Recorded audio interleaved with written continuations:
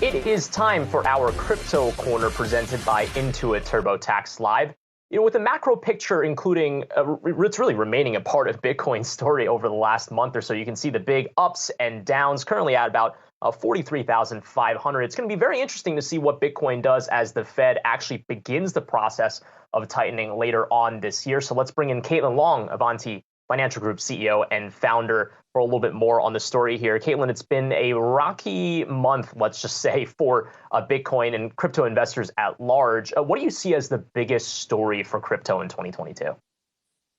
Oh my gosh, we're only a few weeks into the year and there have already been a huge string of crazy headlines, which is normal for this industry. And so I think, to be honest, no one can predict what it's going to be. But at a macro level, we will continue to see big institutions come into crypto. Those of us like Avanti who are building for the next bull market are building critical infrastructure that big institutions require in many cases before they will come in. We've seen some institutions like hedge funds and family offices come in, but the big money like pension funds, endowments, and foundations is still largely on the sidelines. They're waiting for the good infrastructure that they're used to dealing with, namely bank infrastructure on the custody side, to be implemented. And that's where Avanti is playing. And we're optimistic that we'll be able to bring that. Caitlin, we always like to talk to you about what's happening on the regulatory front. And I know the New York Fed just released their report on stablecoins. You had a pretty detailed response to that on Twitter, which basically sounds like there's a bit of good and bad in there.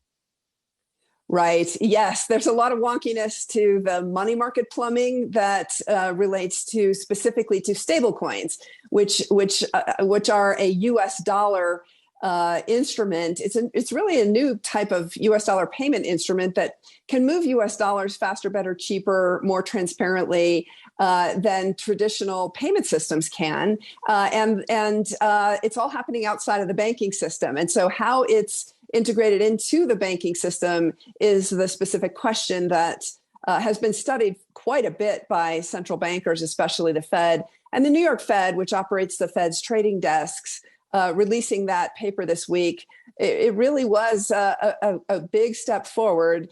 There is still a desire on the part of regulators to have only insured leveraged banks issuing these instruments. And I laid out, despite the big steps forward that paper implicated, that in fact, actually, you don't want leveraged banks to be the ones that issue these crypto instruments. They settle very fast, and the traditional financial system is designed for slow settlement. And those two things are fundamentally incompatible. There's a lot more bank run risk if you have leveraged banks that are at the core of the financial system issuing these instruments. And the main reason is because they're leveraged and they do what banks typically do, which is borrow short and lend long. And if you start to see mass withdrawals in the span of minutes, which could happen with these fast payment instruments, that does increase the risk of some financial system instability. And it's so important to note that the stablecoin space is still growing. It's not like it's a massive scale enough for systemic risk. I know that's something that some people have pointed out, but I want to kind of switch gears here and just kind of ask about the personnel that's going to be down in D.C. When you think about Sarah Bloom Raskin as the Fed Vice Chair of Supervision facing a Senate Banking Committee vote next Tuesday, the Federal Reserve doesn't have as direct of a say on the regulation of especially unbacked cryptocurrencies. But did you see anything from her commentary that suggests there might be things to watch for in the regulatory framework as it relates to crypto if she is ultimately confirmed? Not specifically from her, but as you know, there are 5 Fed nominees, including Chair Jay Powell, that are coming up for vote next week. And in many of the hearings, it came up. Chairman Powell, of course, talked about it, as did Governor Brainerd, and made some specific comments about them, specifically related to where Avanti is, which is a special purpose depository institution that is purpose-built to be a bank for crypto custody, again, solving some of these institutional infrastructure needs of big traditional fiduciary asset managers. Those have not been approved yet. And both Chair Powell and Governor Brainerd did make comments that they are making progress. And Avanti has been very patiently working with the Fed. There are big policy issues that have had to be resolved, and we're optimistic that we will get through those. And kind of related, but also not related, Sarah Bloom Raskin was part of Reserve Trust, which was a Colorado chartered trust company that applied and did get a master account with the Fed. And this is kind of inside baseball FinReg stuff, but it's relevant because Avanti has also gone through the process of applying for a master account. Give us an update, first of all, on how that's going. And then secondly, what are the obstacles to getting around this? Because there was some political interest in the way that maybe Sarah Bloom Raskin had gone about conversing with the Kansas City Fed, which clarified that there was no backdoor dealing here, but ultimately they did end up getting it.